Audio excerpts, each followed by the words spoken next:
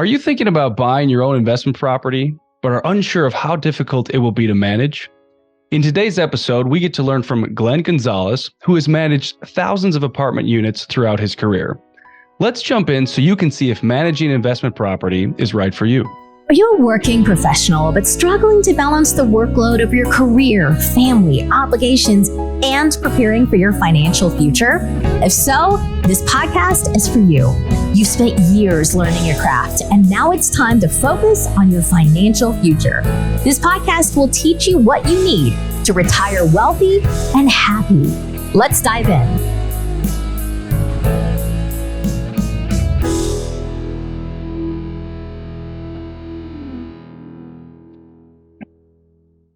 Welcome to the Retire Wealthy and Happy podcast.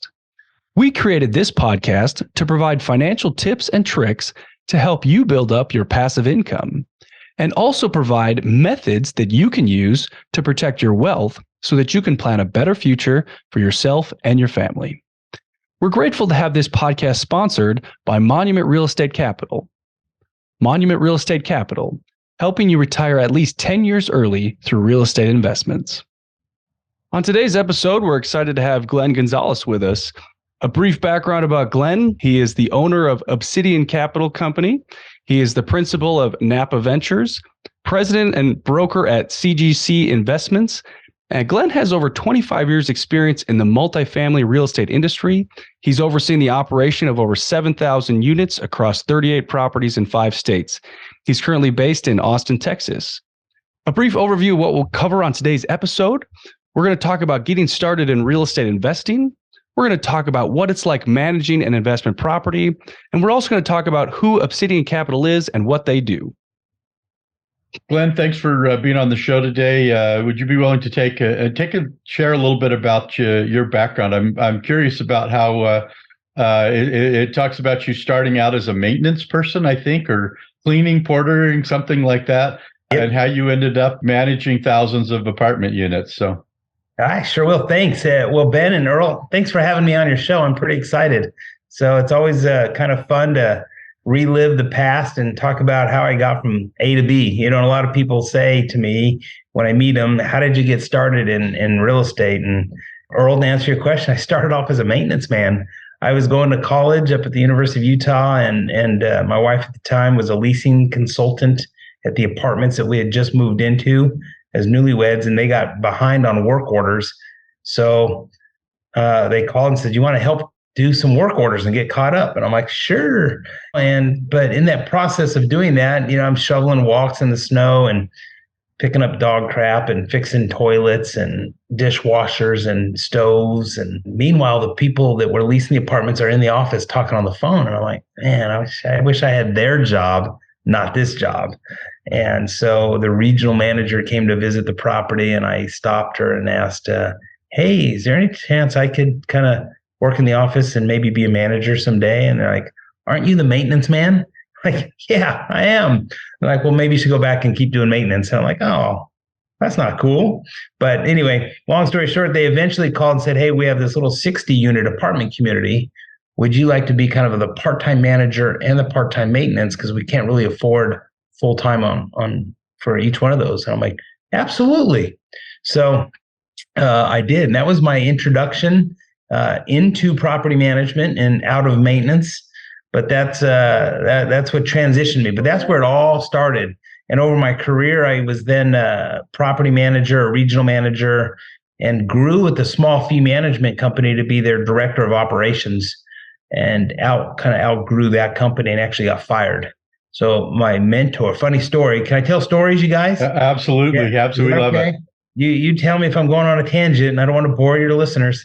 But I was the director of operations, and I had a mentor. His name was Tahl. He helped me get my CPM designation and helped groom me through my career as I was growing in property management. I graduated from the University of Utah. I was supposed to be a hospital administrator, and I did an internship, and I did not want to be a hospital administrator the rest of my life. So I went to my boss, Tahl. I'm like, "Hey, I'm going to make property management my career." And he's like, "That's great. You need to do this, this, and this, get your CPM, get your real estate license, and perfect your craft." I'm like, "Okay." So I did that. And I was with him for 5 or 6 years. And then he fired me. And I'm like, I'm your right-hand man. Why are you firing me? He's like, you know what? Because you keep saying you want to buy the company, you want to be the boss, we're a small company, and you've gone as far as you can go. And he's like, until you take my job, but I'm not going anywhere. I own it. And I said, so you're firing me? He goes, you need to go soar with the eagles. I'm like, so you're firing me? He's like, you will land on your feet. You will get a better job. You will get with a better company. You've got so much more to give. And I'm like, but you're firing me? I mean, really? But he was right, because I was in a comfort zone, you guys, and I probably never would have left that company. It was my whole world. And I left that company and went to another property management company that was probably twice the size. And I became their director of operations, and also learned all the tax credit stuff. So they were doing development, they were doing property management and tax credit management. So I just added that to my little toolbox of things that I learned along the way. Was that Sovereign Emerson that you went to work for? It was in the same location. It was Horizon. Nope. It was called Evergreen Management. It was with Peter Cook, PSC Development. All right. You know those guys? I do. I do. So I was with Helen Kessler was my boss. She was the president, and I was her director of operations. So I thought I recognized you when you came on board. Wait, did I do something wrong? No. My secrets, is it? No. You might not remember this. I started, we have a ton in common, by the way. I managed a property while I was going to the University of Utah. My wife and I think it was a little 60 unit over in Holiday that we managed. I did a lot of the maintenance. She took care of the office. But when I graduated, I did an internship down in Southern California with a IREM management company. 2 or 3 years later, I came back and I actually interviewed with Dale. And I'm pretty sure that it was you that was there that interviewed me. Come to work for Dale long time ago. So Dale fired me and hired you. You took my job, bro. No, he didn't actually hire me. He was afraid to hire me because, Dale's company, Rima, I think was the name of the Rima was the name of the company. Dale, I had, when I left California, I probably had 5,000 multifamily units, 2 million square feet of office and retail. And I remember Dale looking at me and he said, Klein, you have so many skills, but I am terrified to bring you back here because my portfolio is about half of that small little portfolio that you ran in California. But I remember I remember meeting you and working with you back then. And life is very small, but we end up 20 years later or 25, whenever it was, talking on a podcast together. So. Holy cow. Dale Longhurst is still a very dear friend of mine today. And I mentioned him in the book because he was a true mentor. He groomed me from maintenance man and he taught me everything he knew. And he's just a good man. So to this day, we're still friends, and his dad, Ray Longhurst, started the company. And if you remember, the name of the company is Real Estate Management Associates. It stood for REMA, REMA, or REMA stood for that. Yep. So, all small world. And when you get into this business, and I ended up coming back from California, I ran the commercial division for James Terry. I know James. Managed all of their, and that's why I asked you about Sovereign, because they ended up they became Horizon and Pinnacle. They kind of split up and had done a lot of Section 42 down in California, but I came back and ran the commercial division, renovated the old Walker building downtown. You remember the Walker Bank building downtown? If you grew up here in Salt Lake City, you have to remember the big tower that changed colors when to tell you what the weather was going to be. That was how we knew what the weather was when I was a kid.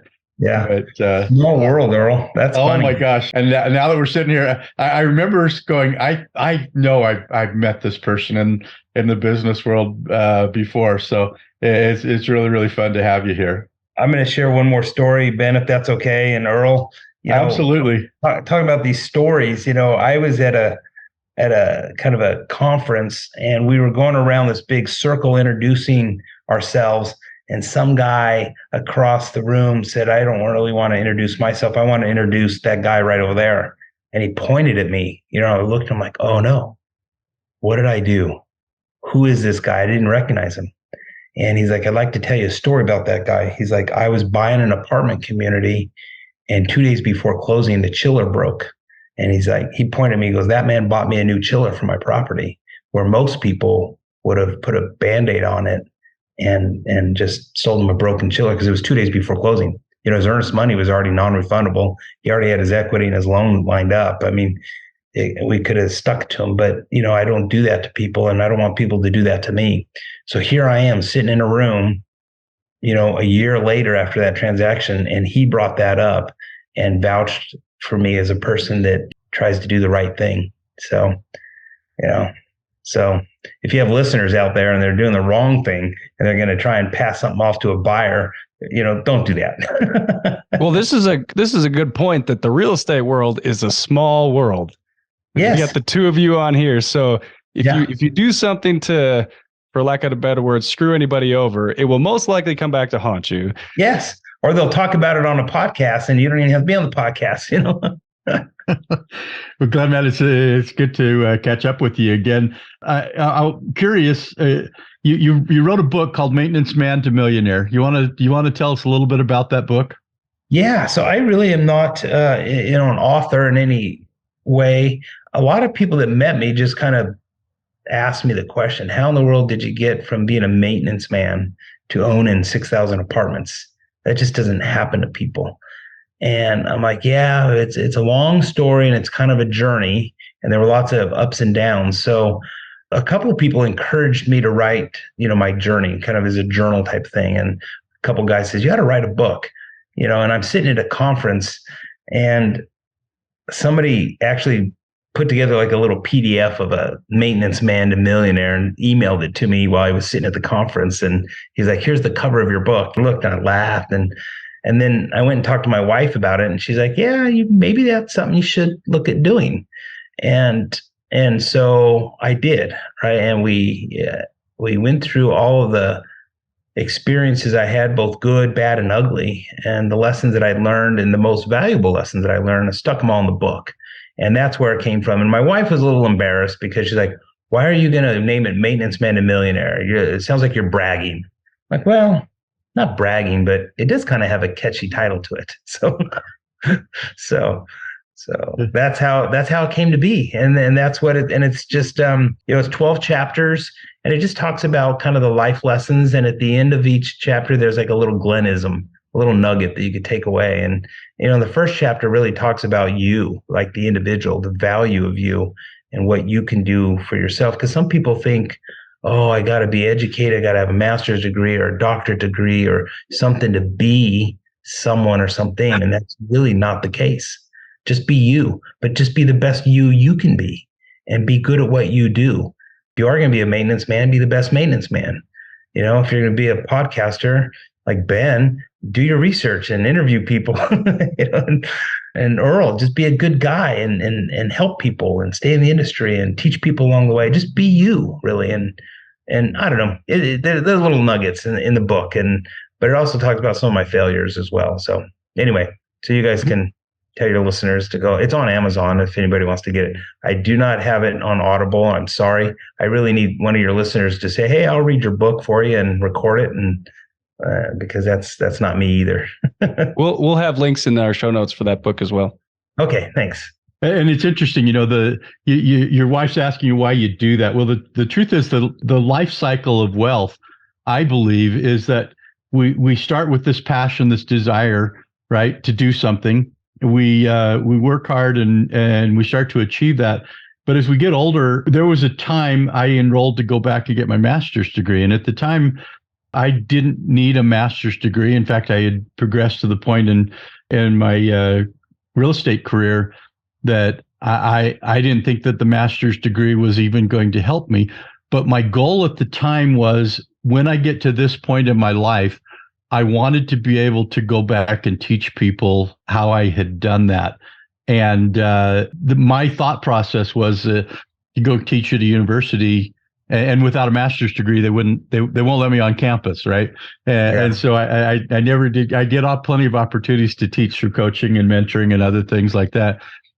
But the reason you wrote the book, I'm quite sure, is for that reason at all. You're looking for ways to give back and talk a little bit about exactly what it is that you've learned along the way. And it makes perfect sense to me. So really quick, one last thing. What inspired you to want to do more with real estate than just start where you started as a maintenance person? Yeah, I was I was employed as a regional manager at Equity Residential, and I was donating my time to the apartment association, and I was sitting on the board of directors with a bunch of other individuals. And this was in Washington State, and there was a gentleman there named John Gibson. Earl, you probably know John Gibson. Earl knows everybody.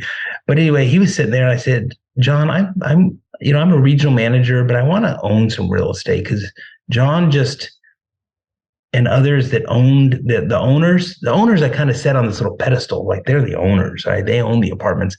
I'm just the guy that manages it for them. And I said, I got this little 60 unit deal. Would you take a look at it and tell me if you think it's a good deal? Because I trust you. He's like, sure, I'll look at it. And he was my second mentor, by the way. John Gibson, he's in the book too, as being a mentor. And he said, you know what, you'll probably do okay on that, Glenn. I'm like, oh, great. He's like, but I have a deal that is better. I'm like, what do you mean? He's like, I'll sell you this little 44 unit deal in a place called Puyallup, Washington. I said, really? And I said, tell me about it. He goes, well, it needs a little bit of work. I'll carry a note back. You need to come up with $150,000. And I'm like, $150,000. Where am I going to get $150,000? I live paycheck to paycheck. I got 5 kids and a mortgage and a car payment. And I'm like, there's no way.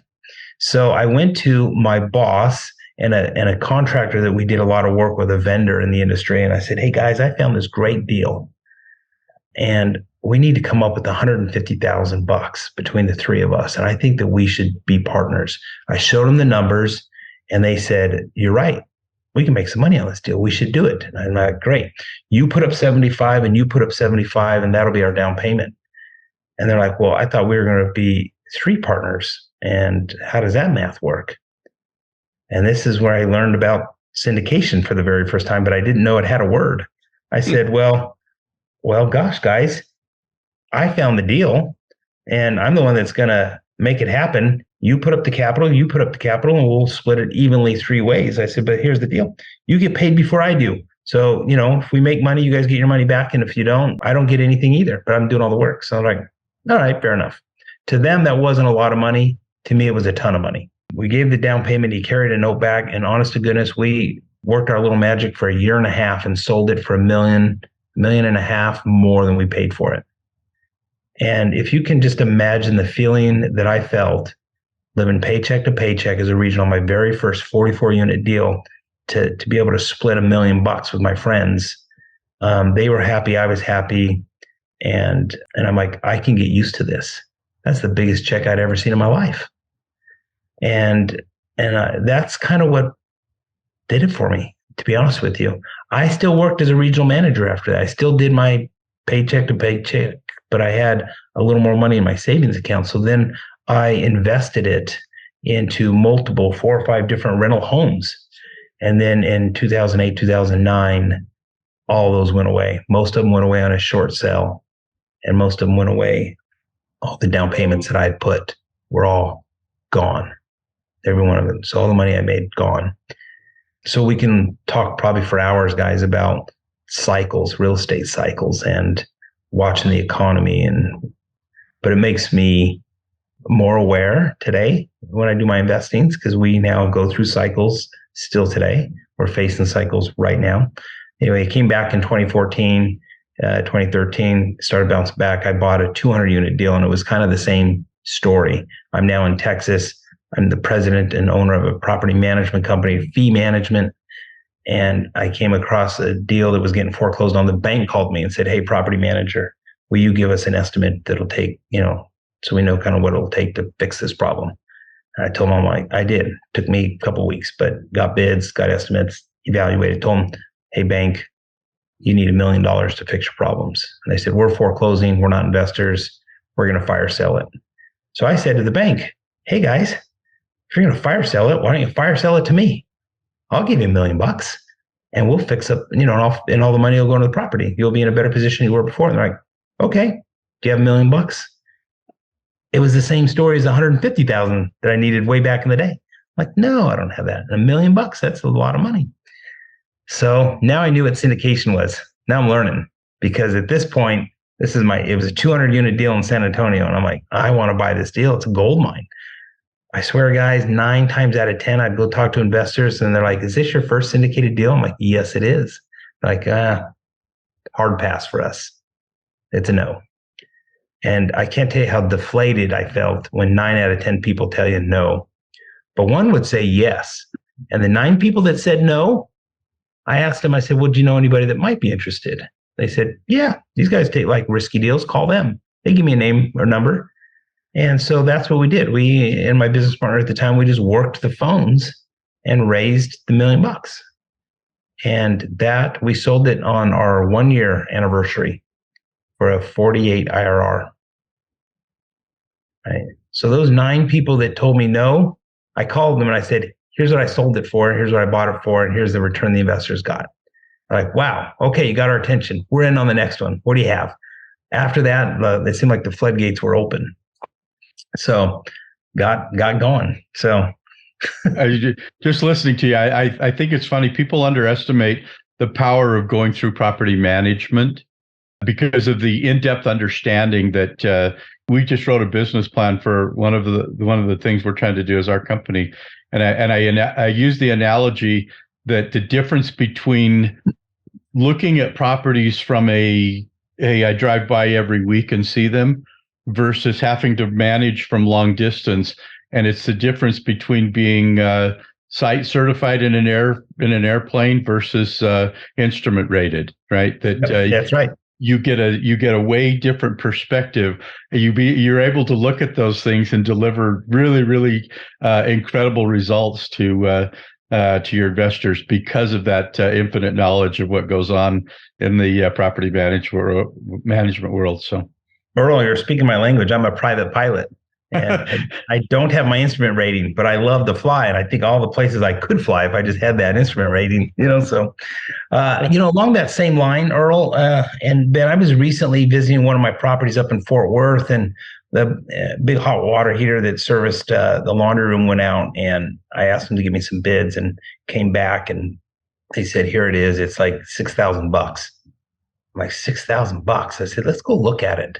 So we went over to the laundry room and I looked at the water heater. It's one of those really big 100-gallon plus water heaters. And I asked the manager, I said, what does it service? And they pointed at these 4 washer and dryers. I said, so you need a water heater this size to operate those 4 machines. They're like, apparently that's what the plumber said. I said, I'll tell you what, why don't you run down to Home Depot, take $500 and go buy a regular 40-gallon water heater, or even a 30-gallon. You don't need one this big. And the maintenance guy could put it in himself, because I was a maintenance guy. Put in a water heater, right? Take out the old one, put in the new one.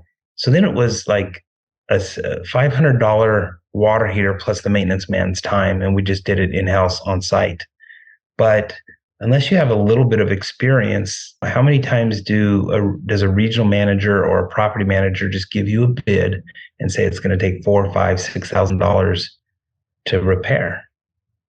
And those are one of the painful experiences. I learned that the hard way when we had a property in Fort Worth where the maintenance guy was going through air conditioning units, and he just didn't have the skill set to troubleshoot it. So every month I was getting this ridiculous HVAC CapEx expense on this property, eating up our cash flow. So I talked to the manager and she's like, I don't know, they just need to be replaced. They're super old. So I asked the maintenance guy, let's go walk over and show me how you troubleshoot these things. You don't know if it's a relay switch or if it's low on Freon or a thermostat. I mean, let's go look.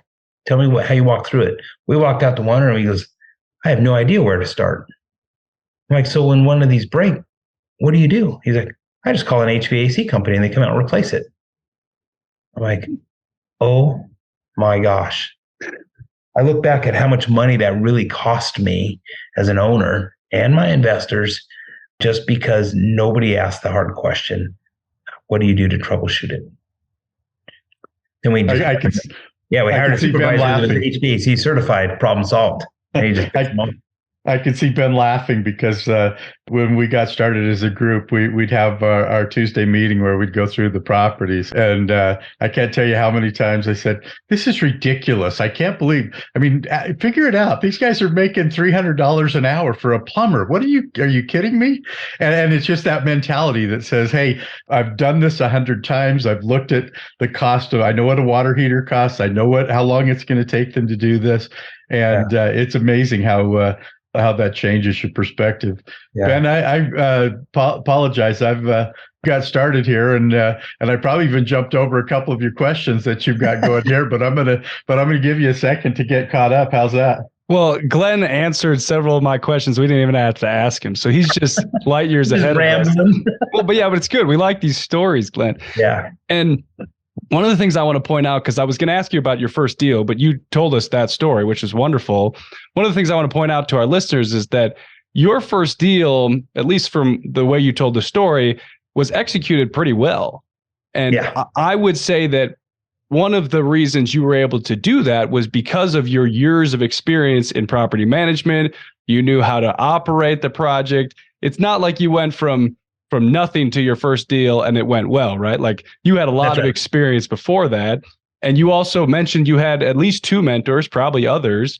So that's one thing I'm trying to pull out for our listeners. Like if you want to be an active real estate investor, you can definitely do that as long as you're willing to put the time in, either with a mentor or with a partner, so that you're able to execute properly on the business plan and you don't end up either losing money or really just causing yourself a problem. So thank you for sharing that story about your first deal.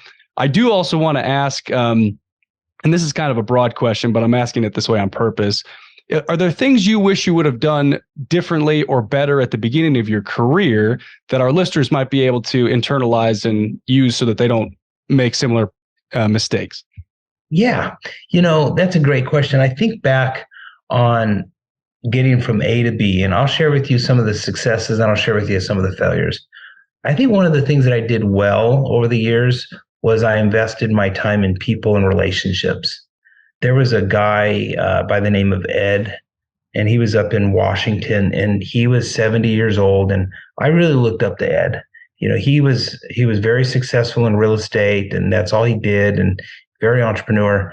And I told Dad, I said, hey, if you ever want to retire, he's 70 years old, goes to work every day. If you ever want to retire, will you call me?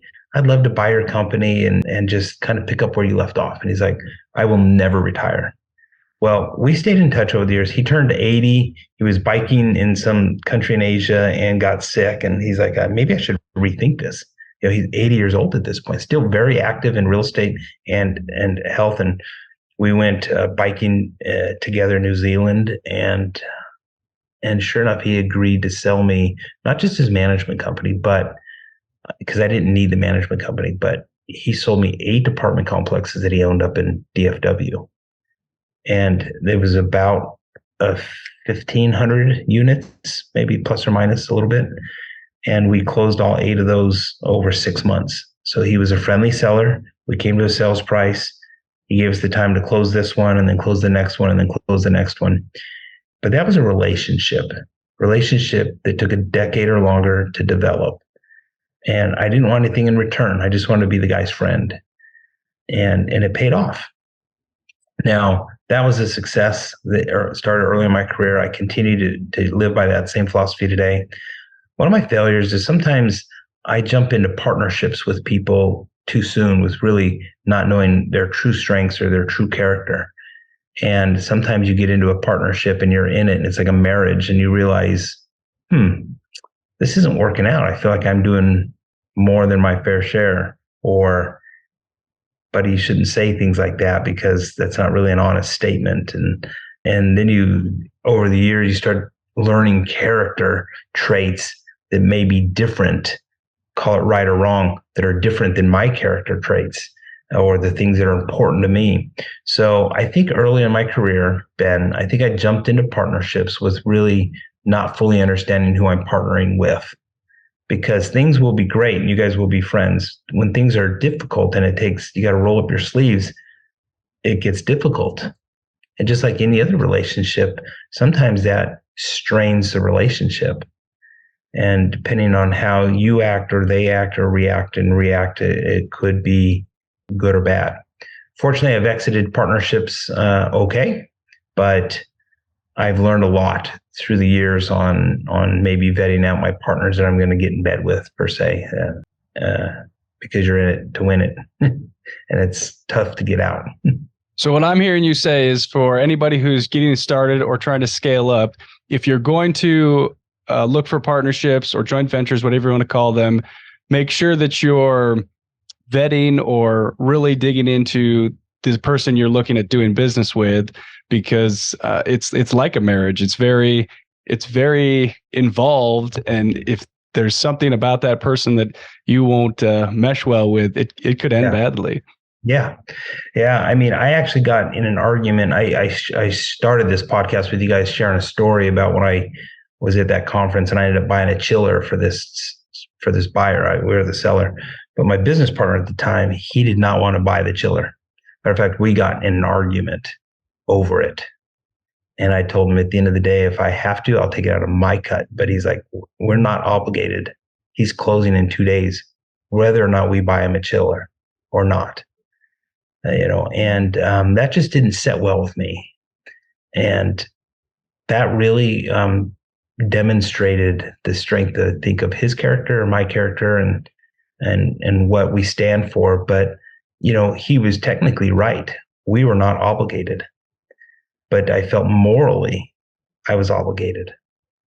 And really, you can't really put moral in a contract. I think that's something that your mom and dad taught you when you were young, or you've developed over the years, or it's important to you. I don't know.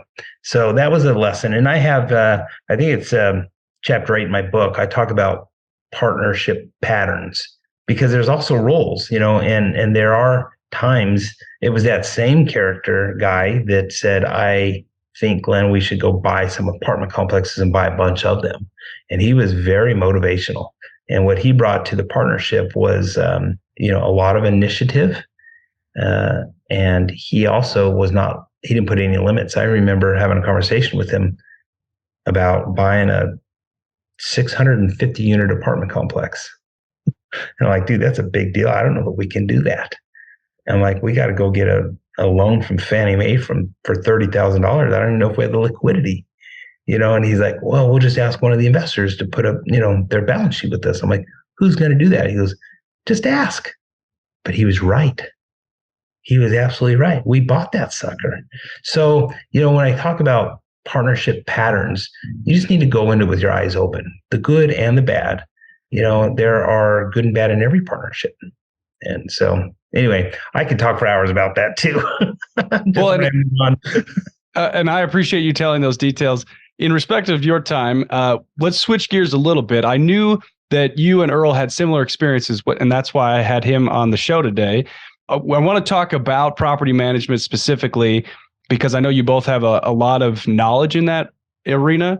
But the purpose of these questions today is to help our listeners understand what property management is really like and how involved that is. So, because we have listeners that are like, oh, I want to get into real estate investing, I'm going to do it on my own, but they don't fully understand what that means. Yeah. So that's what we want to talk about a little bit. So Earl, if you want to take that over. Yeah, before we go, I just share this. You can probably relate to this. I have joked a number of times that I believe that we're on this earth because we need to grow and progress, right? And I always joke that there's no better relationship on the planet to make you grow and develop than having you live with somebody of the opposite sex. So that marriage relationship is there to fulfill our need to be tried and tested.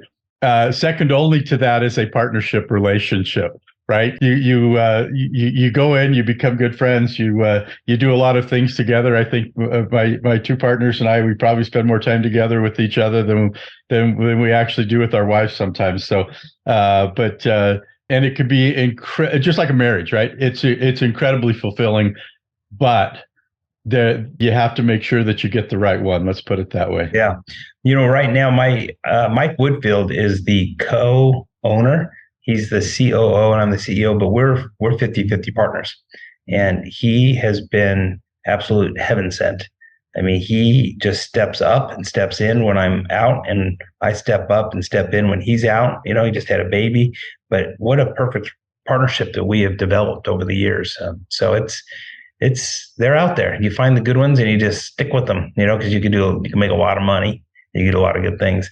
But Ben and Earl, about property management, I have maybe somewhat of a conflicting opinion on property management. My personal preference, I'll start with that. It's just Glenn's personal preference. If I'm going to use a third-party property management company, I'll get a small to medium-sized property management company. You know, somebody that has, you know, call it, depends on where in the property, 2,000 to 10,000 units, maybe 15. That's a kind of a small to medium-sized company. There are other management companies that have 100 to 300,000 units in their portfolio. And I'm going to share with you maybe two scenarios. I use a small to mid-sized management company on some property we own in Kentucky, couple 250 units, something like that. And when I call, I get the owner of the management company. And generally speaking, she's with the regional manager all the time. And I'll say, hey, can you get some new handrails? The ones when I was there last, they're starting to fall off. And she's like, yes, I'll take care of it and send you the bids. And they usually show up within about 2 days. Up in Fort Worth, I was using a mid-sized management company. They got sold to a very large management company that's nationwide. And so the property that I had, management company that I originally hired, had about 15,000 units. The ones that manage it now through that acquisition, they probably are 150 to 200,000. So same scenario. I call the regional or the manager, can I get a bid? Yeah, it takes 2 weeks. I call again. I'm like, did you get those bids? Oh, I forgot. I'm like, well, what happened? Well, I have 8, 9, 10 other properties in my portfolio. I had an owner in town. And I said, okay, when are you going to give me those bids? And then when I do come in, they are so high. And being in the business, I'm like, why are these so high? And the response is, well, they're our approved vendor. We only have 2 that we can use. We vetted them out. They've got the proper insurance. They've been in business so long. They pay their fee to be our preferred vendor, and we're going to recommend them. And one of those vendors was that plumbing, that water heater that I just shared with you a little while ago, right? It was their preferred vendor. They wanted to charge $6,000 for a hot water heater that serviced 4 machines, right? And so bigger is not always better. But if you have a Class A property that's 500 or 600 units, and you may want to go with a big national company, that brings in corporate tenants, and I mean, there's a place for everything, really. But that's where I'm conflicted, right? Because I worked for big management companies. I worked for Equity Residential, super efficient, but they were a REIT, and we had 250,000 apartments, but they were really good at what they did, and we managed our own. We didn't really do fee management for other people. It was a big REIT, and I learned a lot from that company. I also worked for small, like Earl, where I worked for Dale Longhurst. He had 2,000 units in his fee management company. So, I mean, I personally have owned 6,000 and did my own property management in-house. So I've been all over the world on property management. I have different opinions. Depends on the scenario. Depends on the owner. Depends on the investor. Some people are more hands-on, and that's all they do. Some are, maybe they're a roofing contractor and they don't want to be property manager. They just want to invest in real estate. So my advice depends on who's asking the question. Is that elusive enough? It's interesting. You talked about big property management companies. I worked for a very large, it was a publicly traded REIT also. They were headquartered in Addison. You probably know who they are, but it used to be Walden. I think they've changed their name to something else now, but they had over 80,000 apartment units. And I don't know if it was because it was a REIT. I am very outspoken about REITs and how they manage. An example was at the end of the year, we all put our budgets in, right? Yep. And they looked at them and they said, if everybody spent this much money and collected this much rent, our share price is going to lose $2 a share this year. We can't have that. So what they do, somebody that had nothing, no common sense about property management went through and said, you don't get 20 carpets this month, you only get 12. Right. And Yep. they dictated that. And Yeah. they sent it back to us. And Walden ended up being sold. Literally somebody came in and bought out. They paid about half of the full value of those properties, partly because they were on their books at their acquisition less depreciation, and that's how they were on their books. So they were less by a long ways, and they weren't focused on raising the value of the property. They were only focused on increasing the income, and usually that meant cutting back the expenses to the point where they weren't run very well. Anyway, the worst management company that I ever worked for was that publicly traded REIT that and it was just exactly that. They were fairly large, and I think some of it was the size and the complexity of getting stuff through a vice president and a regional vice president and a senior vice president and all this kind of stuff, or whatever it happened to be, right? But and then part of it was because it was a REIT, and you've had that experience. I'm curious what you think about working for or not necessarily working for, but the way a REIT runs a property versus a developer or that type of thing. Yeah. When I was with the REIT, you're absolutely right. I mean, the numbers came from the top down, not necessarily what the assets needed up. And, so they're managing towards a return to the shareholders because it's a publicly traded company. And that's what's driving their decisions. A developer or an owner that's going to own it for 10, 15, 20 years, he's going to look and see exactly what the property needs all the time. Although the REIT did that too. The REIT that I worked for, Equity Residential, they were a really good company. They put money in the deal. They did try and do, like you said, Earl, hey, we'll give you 10 carpets this month and maybe you can get 8 more that month or whatever. And then they would kind of lay it out because it's all about cash flow, but you can't predict when you're going to need a carpet. But it just rolls up. It's all numbers. But I learned quite a bit actually from the REIT, and I've worked for large management companies and small ones. So yeah, good experience though in the property management, and really the answers really will be it depends. I'm curious. Also, I'm listening to you talk about your experience. It seems like you went from Salt Lake, and then I'm assuming Seattle because you were with Equity Residential up in That's Seattle. Correct. Yep. And then what took you to? You're in Austin now. I've spent a little bit of time in Dallas and several times to Austin. I love both of those cities. I'm curious what got you to Austin. So I was getting laid off my job up in Washington. I actually switched from Equity Residential. I was working for a privately held company, and they owned a competing company. I guess it was publicly traded, and I worked for the private side on the value add, and I was an asset manager for them. So I went from being a regional manager, director type of, having thousands of units to the ownership side. So now I work for the company at the bottom. I was the asset management. I hired management companies to work for us. So all I did was switched. I still had W-2. I just switched which side of the table I sat on. So I went from being the regional manager answering the questions to the asset manager asking the questions, to the property management company. And that was a great experience too. But then in 08 and 09, they were laying off tons of apartments, employees, me included. And the company went from, 60 employees down to like 15. And that was up in Washington. Same time Washington Mutual went out of business. It was a tough time for everybody.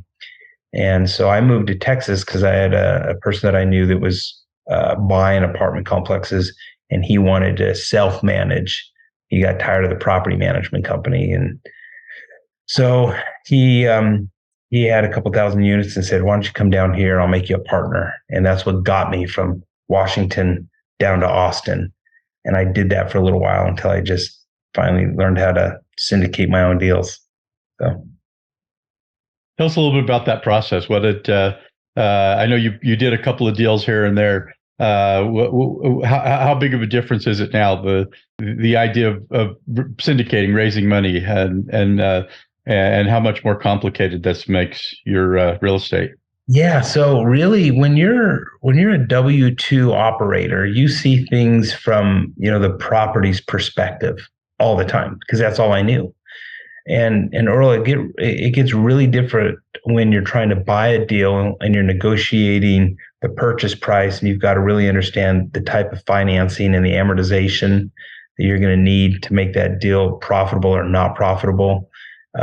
You factor in whether or not you're going to do a cost segregation on these deals, and the investors are going to get a negative K1 in year 1, 2, or 3, or a positive K1, because that will determine the type of investors that are coming in. And then you really understand insurance and the premiums and the type of deductibles and the type of coverage you either have or don't have. So your perspective from an owner versus your perspective as an operator are two different worlds. And I had a pretty steep learning curve moving from an operator to the ownership side. And it just, even my legal documents with the attorneys on getting the language correct for the partnership agreement, and then being regulated and making sure that the private placement memorandum is in order with all of the SEC regulations and so forth. So there's just a lot to learn on the ownership side as a sponsor and as a syndicator. But I'll tell you, if you're making money for your investors, they're paying you pretty well. So there's that side of it, So we had on probably 3/4 of our portfolio, we'd written in some waterfall structures. So the more the investor made, the more, my percentage ownership goes up and my cut gets bigger. So if they're making 20%, 25%, I'm getting a good chunk of the profits as well. So I was highly motivated to make them money, and they liked that structure. And, so I don't know, there's a lot we could talk about just on that alone. So I'm going to ask a couple quick questions about property management, and what do you think an investor, if you're looking to hire a property management company, what do you think that as an owner, what questions should you be asking?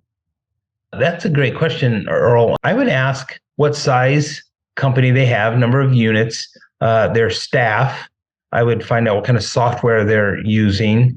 A tricky one is I would ask if the regional manager that's going to be over your property, are they centrally located to the other properties in that regional's portfolio, and how many are in her or his portfolio?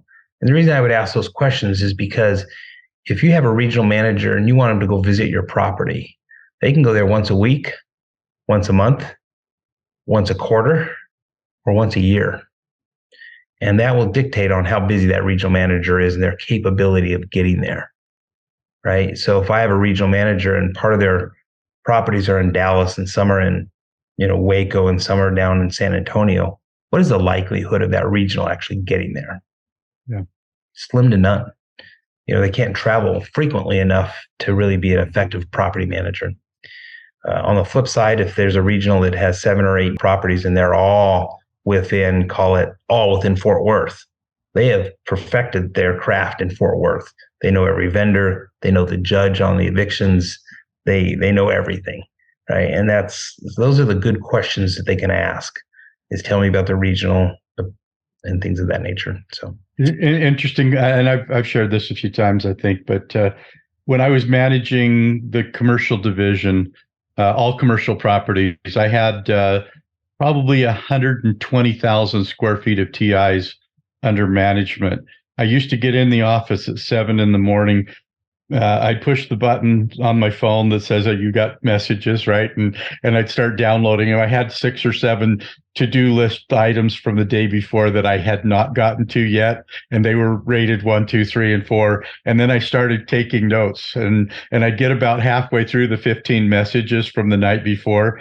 And I'd go, oh my gosh, this is an emergency. I got to go take care of this one right now. Hang up the phone, go make one phone call, which was 2 or 3 more phone calls, right? Then I'd come back and I'd push the button again.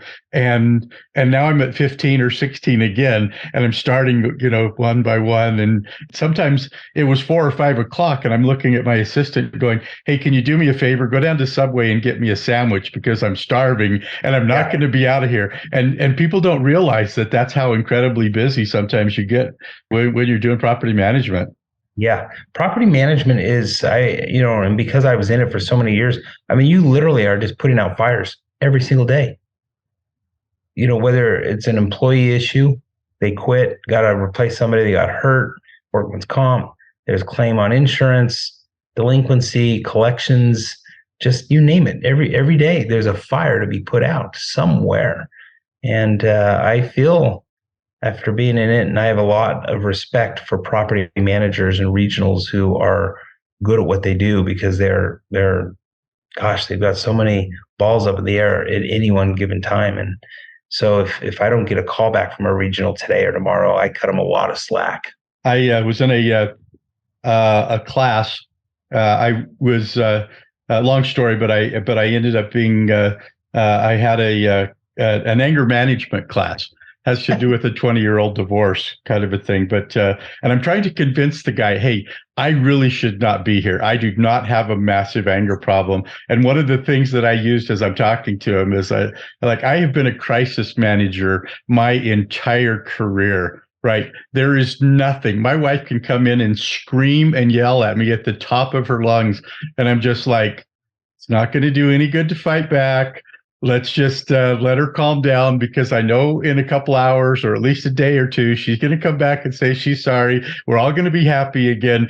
But it's amazing, when you go through, I think we should have PST or whatever it is, the trauma from if you've been in property management long enough, you need counseling for trauma care, I think. Without a doubt. Anyway, last thing about this, how tell me a little bit about owners. And we have owners that I always joke they got their financial reports every month. They put them in a binder. They gave them to their CPA once a year, and that was all that they did with them. And then I had other owners that they were calling me every week, going, "Hey, Klein, what about this and what about this?" I literally learned to read financials from a mortgage guy that also owned about 500 units we managed for him. And he literally put me through the ringer every single month until I finally had every single question in advance before he called me, and he knew, and I knew what he was going to ask. And after a couple of times of me having all the answers, he got bored with that. And then he showed up at the property one day, and he calls me from the property and going, "Hey, what's up with this tree? And what's up with this?" And I'm like, "Oh my gosh, now I got to go walk the properties before I send him the financials too." How often should an owner, how involved should they get to get good service from your property management? I think you get what you expect. If you want to get on calls and go over the financials, I think the regionals and the accounting department will be, and the property manager, they'll be willing to do that. And I would recommend that. I put together asset management plans when we buy a deal, and I give it to the property manager and the regional. I actually make them sign it. Here's our marching orders. So when we get on a call every week for the first 2 months that we take over or buy an apartment community. That's frequent, right? But there's a lot of moving parts when you take over a new community, especially if you're doing renovations. Then it gets to, once a month where we're going over our financials, and we go over the financials with the property manager and the regional. And then it, sometimes it goes over longer or shorter, but for the most part, those managers and that regional, they begin to understand the financials themselves, because now they're looking at their own property from an owner's perspective. So if your owners aren't really taking the time to do that, you're really doing a disservice to yourself and to the apartment manager, property manager, and the regional, because they will rise to the occasion. So I read the financials all the time. I even go in with our investors, So I don't know if that answered your question, Earl, or not, but yeah. Absolutely. Yeah. And the more I personally believe this, the more involved you are with your management company, the less likely they are, that $3,000 water heater. Yours was $6,000, by the way, right? Yeah. And you wondered how much of that's going back to his brother-in-law, the plumber, or whatever. Yeah. You know what I mean? But the more often you get involved with those financials, the less likely they are to quote steal from you. So yeah. And you just got to be hands-on. So Ben, go ahead. You were gonna I interrupted you. I could see. We've loved everything you've been sharing with us today, Glenn. I want to just briefly touch on Obsidian Capital. Can you give us a little detail about what it is you guys focus on and why somebody might come to talk to you about investing with you? Yeah, sure. I guess we'll talk about our most recent one. We just bought 232 units. We got that opportunity because I'm close with some of the brokers, and they had a for sale on the partnership side, had to get rid of it. But it was just north of Austin in Temple, and it had an assumable loan of 3.27% interest rate, and it was fixed for the next 10 years, 9.5 years, to be honest. And so it has instant cash flow. They had done some improvements and stuff on the interiors, and we bought it because they hadn't even touched the outside yet. It still looked ugly, but they did a lot of the heavy lifting on the inside. So they really weren't capitalizing or getting the most rents they could. And now that we've owned it for a month and a half, every person moves out, the new one moving in is like $300 more. So we're doing fairly well on the lift in today's environment. That's pretty good. So Obsidian Capital is owned by Mike and I. We're very involved. We walk the units. We do our due diligence. We talk to all the investors. We are not doing a high amount of volume. We don't do deals just to do deals. We make sure that it really is kind of, our deals are customized to our investors. If they want to park their money and don't want to worry about it for 5 or 10 years, we will take them that deal. There are other investors that I only like to tie up my money for 3 to 5 years. I don't want to be long term. So we could find some potential value adds.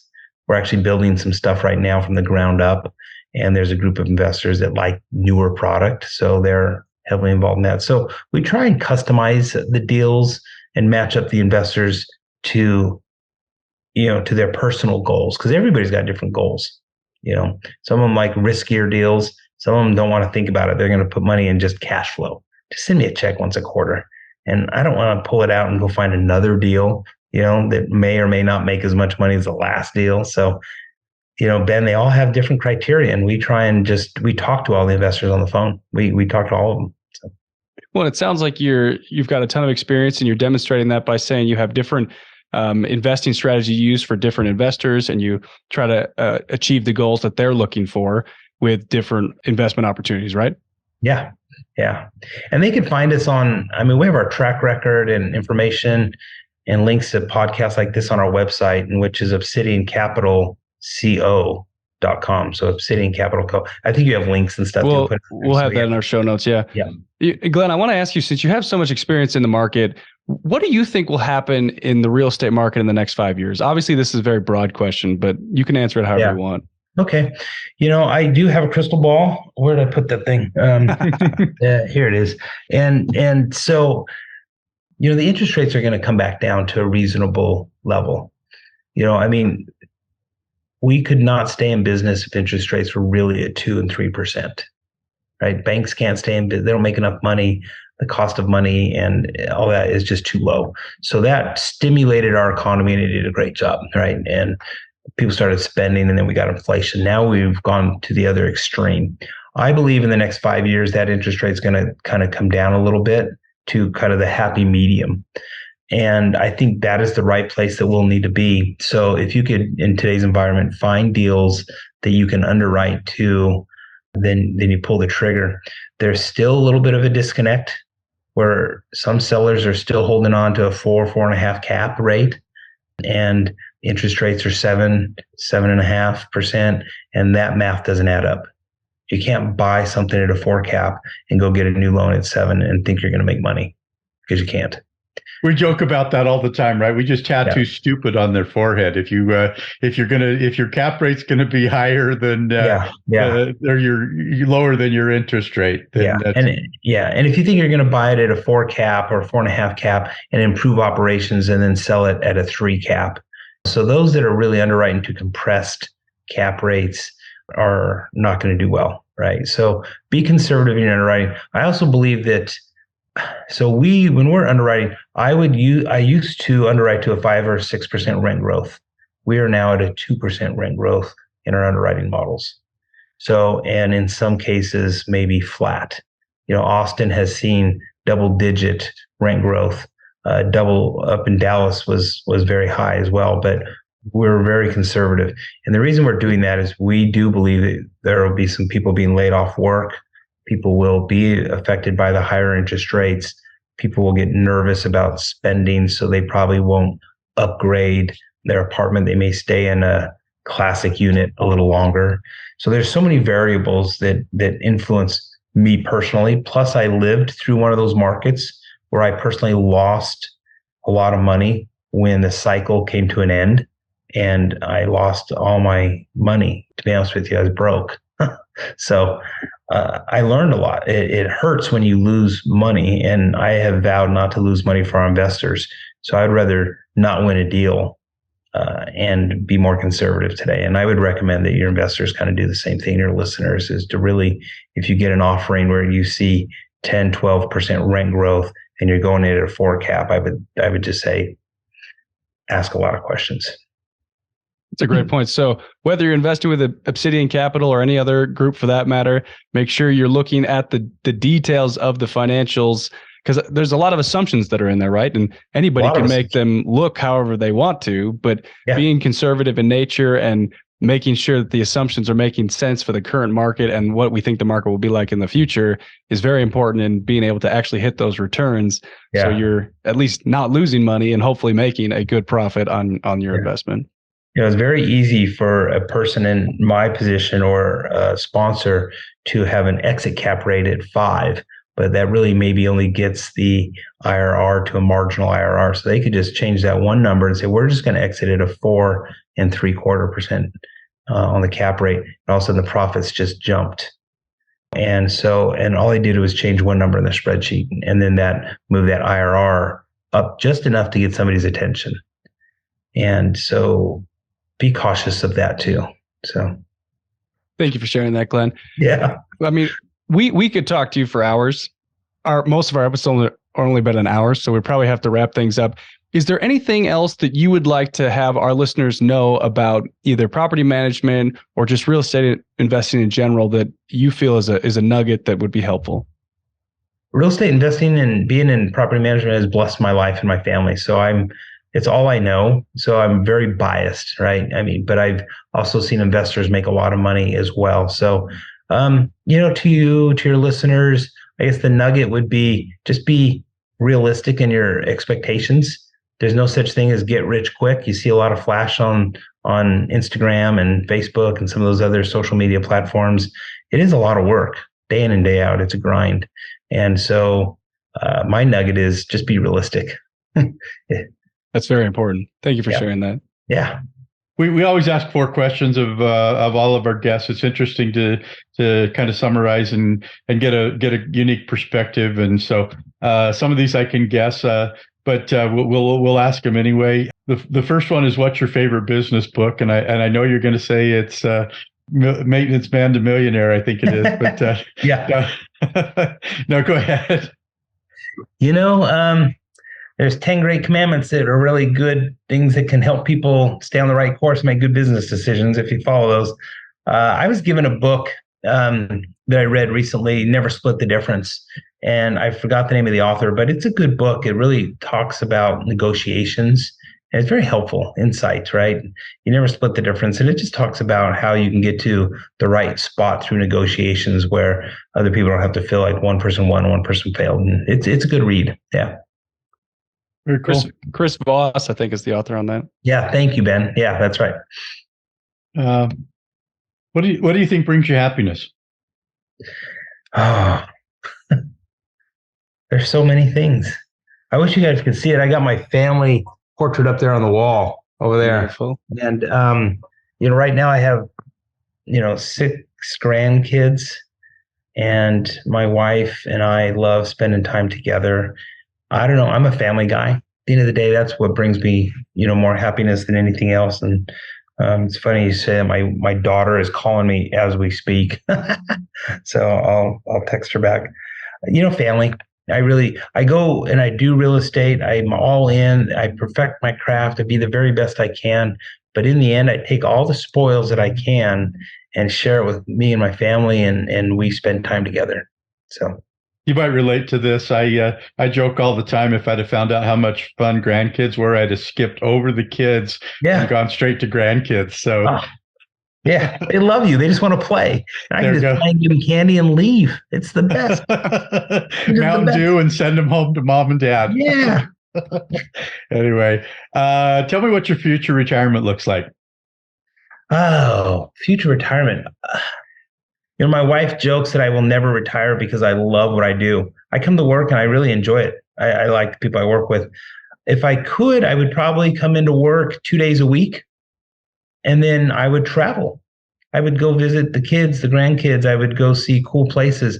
My wife and I recently went to Israel, and we went to the Holy Land and over to Egypt and had a wonderful time. And that was on her bucket list, and that it was great to be in a position to do that and to go for 2 weeks there. So I think my retirement, if I could build my cash flow up, and I'm well underway, I've got enough cash flow through just one here, one there, just a little bit of investing that it's replaced my salary. So that's just on cash flow. So that's fun. Cool. What do you think the best way to give back? Oh, if you could be a mentor or share with somebody along the way. And I don't want to get emotional, but there were a couple guys in my career that took me under their wing, and I'll forever be grateful for them because they showed me the ins and outs outside of school or formal education on really what it takes to be a business person. And I today find that so valuable. So I do as much as I can to mentor people and help and answer questions. I don't charge for that. There are people that will mentor for a fee, and I mentor because I've been mentored before. So I give back to the industry as much and as often as I can. Thanks very much. We appreciate sharing. And this has been so much fun. It's good to catch up. I didn't realize that I was going to meet an old acquaintance from a way back in the past, a long time ago today, but I really appreciate the time we spent. And we'll have to come out to Roger and I are thinking about going down visiting a friend of mine down in Houston. We're going to ride motorcycles out to the Twisted Sisters, which is just a little bit west of Austin. I've been on that road when I had a Goldwing. So yeah, we should stay online and visit for just a sec after you're done recording. But Ben and Earl, this has been so much fun, and you've allowed me to ramble on and share experiences and stories, and I'm very grateful for that opportunity. And thank you for allowing me to be a guest on your show. Absolutely. On today's episode, we covered getting started in real estate investing. Glenn and Earl shared quite a bit of knowledge about what it's like managing investment property. And Glenn also shared with us what Obsidian Capital does and how you might be able to work with them with investing. Again, thanks Hope very you got much value from this episode. And if you have a minute, then take the time to leave an honest written review for the podcast, because we take those reviews seriously, and it'll help us serve you better on the next episodes. And most importantly, be sure to start taking action so you can control your financial future today.